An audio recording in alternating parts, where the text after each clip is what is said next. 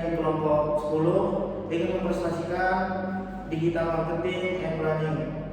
Perkenalkan, nama saya Arif Hasnawan Tambun Saribu dengan NIM 2020114147. Nama saya Nimari Bujana Lestari dengan NIM 202011404297. Perkenalkan, nama saya Ibu Karisma Putra dengan NIM 202011140144. Langsung saja kami presentasikan tentang e-planning.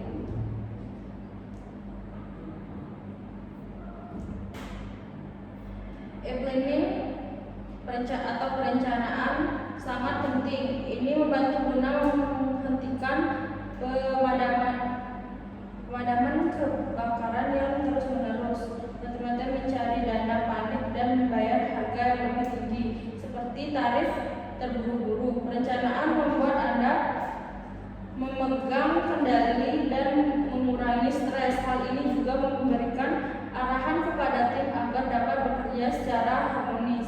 Ada banyak jenis rencana.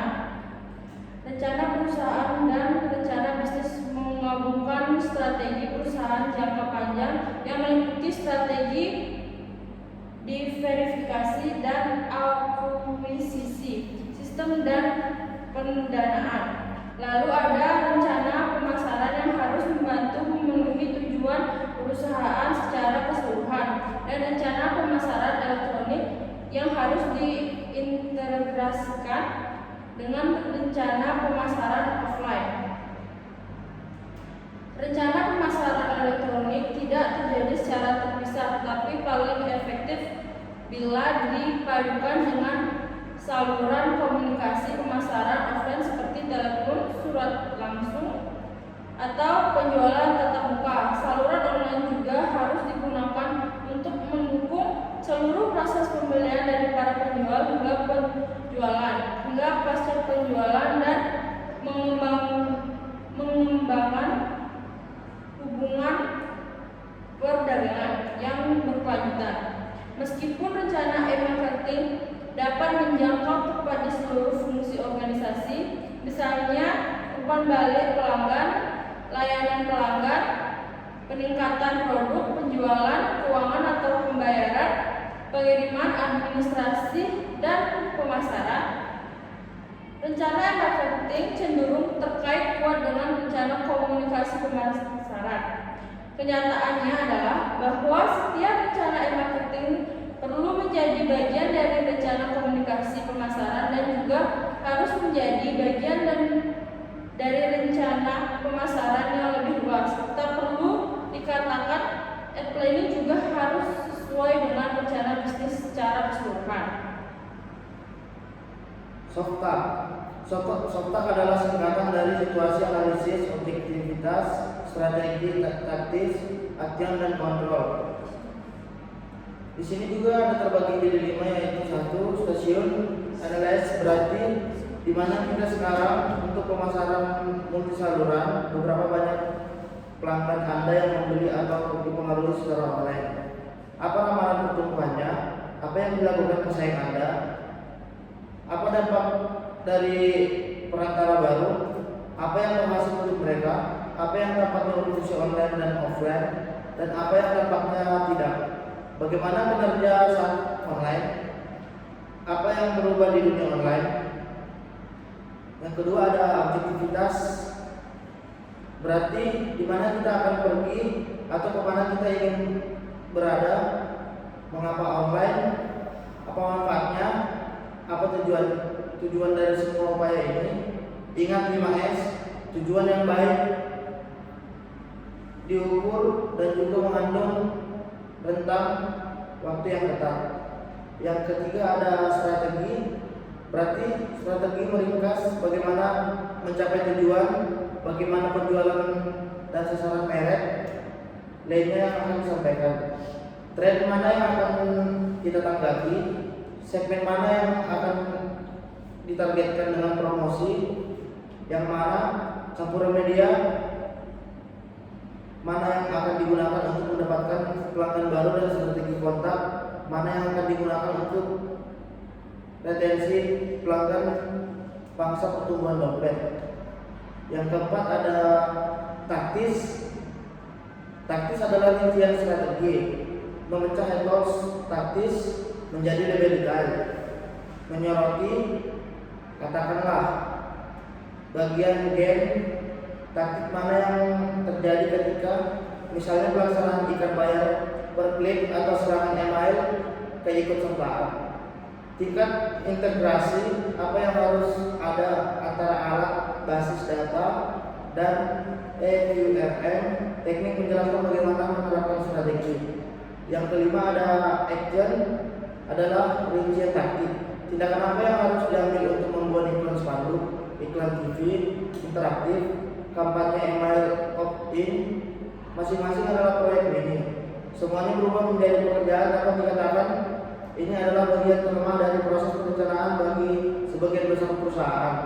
Sebagaimana diidentifikasikan oleh Bosdi dan Karen pada 2004. Pemasaran internal seringkali merupakan mata rantai terlemah di mana manajer lupa mengalokasikan waktu untuk sumber daya untuk menjelaskan dan memotivasi staf mereka sendiri untuk melaksanakan tindakan dengan lebih baik.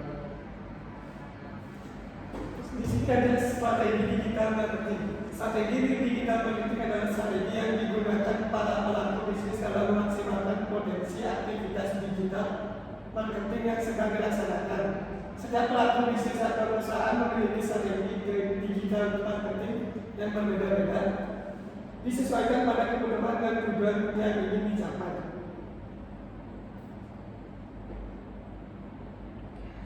Lalu ada langkah strategi digital marketing. Ada digital assets development. Langkah pertama adalah menyiapkan identitas digital sebuah bisnis. Aktivitas yang dilakukan antara lain membangun website dan menyiapkan akun sosial media, contohnya Facebook, Instagram, YouTube, dan lain-lain. Lalu ada meningkatkan kunjungan website dengan melakukan beberapa cara seperti optimasi SEO atau Search Engine Optimization, pemasangan iklan CPC melalui Google AdSense, dan lain-lain. Optimasi akun sosial media merupakan peningkatan interaksi dengan para pengguna sosial media dengan cara menyiapkan dan mempublikasikan konten yang menarik. Selain itu, optimasi dengan cara beriklan di sosial media juga patut untuk dipertimbangkan. Lalu ada email marketing activities. Email sebagai alat komunikasi digital yang dikenal kuno ini nyatanya masih memiliki potensi meningkatkan sales sebuah bisnis. Tidak dapat dipungkiri bahwa semua pengguna smartphone diwajibkan untuk memiliki akun email untuk bisa memanfaatkan fitur smartphone secara maksimal. Kondisi ini merupakan potensi yang sangat bagus jika dapat dimanfaatkan dengan baik. Lalu ada broadcast message. Bagian dari digital marketing yang masih bisa kita jumpai, tak jarang kita masih mendapatkan broadcast message seperti pesan singkat, SMS, WhatsApp, hingga sosial media direct message. Meskipun rentan mengalami pemblokiran akun, nyatanya broadcast message masih memiliki conversion rate yang cukup baik. Di sini juga ada riset pasar, yaitu riset pasar adalah teknik yang biasa digunakan oleh para pebisnis untuk mengumpulkan dan menganalisis data atau informasi yang akan berguna bagi bisnisnya. Riset pasar penting untuk dilakukan sebelum menjalankan bisnis dan memasarkan produk secara meluas. Dengan melakukan riset pasar terlebih dahulu, sebagai pebisnis akan mengetahui apa produk atau layanan yang benar-benar dibutuhkan oleh mereka. Langkah melakukan riset pasar yang pertama adalah melakukan pencarian dengan kata kunci di internet. Pencarian dengan menggunakan kata kunci dapat dilakukan di mesin pencari internet atau di beberapa aplikasi di jaring sosial. Mesin pencari utama yang umum dipakai adalah Google atau Bing, sedangkan aplikasi jaring sosial yang bisa kamu dijadikan referensi adalah Facebook, Twitter, juga Instagram. Bukanlah mesin pencari lalu ketikkan kata kunci yang terkait dengan produk yang kamu cari.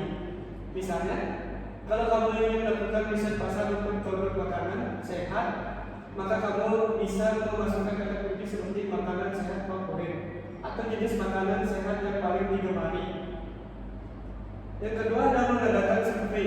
Survei dilakukan dengan konsep mengajukan beberapa pertanyaan sederhana tentang produk atau jasa yang menjadi bahan riset kamu. Sekarang, survei secara online dianggap lebih efektif dibandingkan survei dengan secara offline atau cara bertemu langsung dengan para respondennya.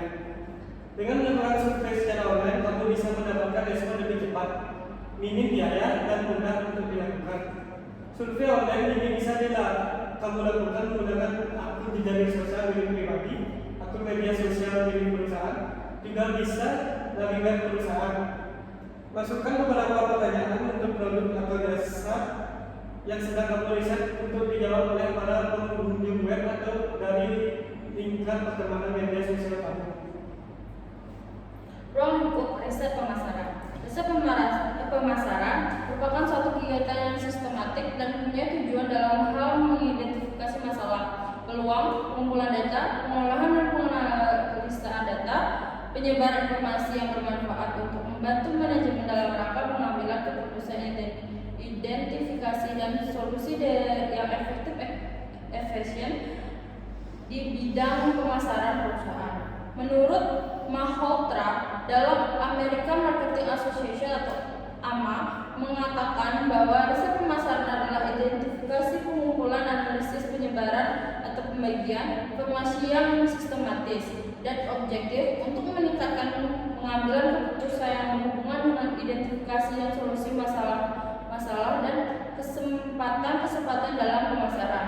Dari pendapat di atas, maka dapat disimpulkan bahwa riset pemasaran adalah proses identifikasi, pengumpulan, analisis, dan penyebaran informasi tentang masalah-masalah dan kesempatan pasar secara sistematis, di mana hasil yang diperoleh dipakai sebagai bahan pertimbangan untuk membuat keputusan-keputusan untuk mengevaluasi, memonitor, dan mengoptimalkan performa pemasaran.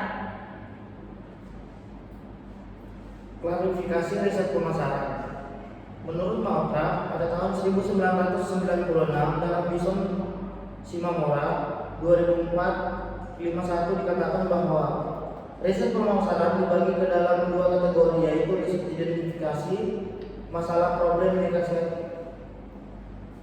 problem identifikasi riset dan riset mengatasi masalah problem solving research. Secara lebih rinci, keduanya dapat diperbandingkan dalam tabel sebagai berikut. Jika melihat beberapa contoh penelitian yang berkategori mengetahui masalah seperti disebut di atas, maka nampak bahwa pada dasarnya penelitian identifikasi masalah lebih bersifat preventif.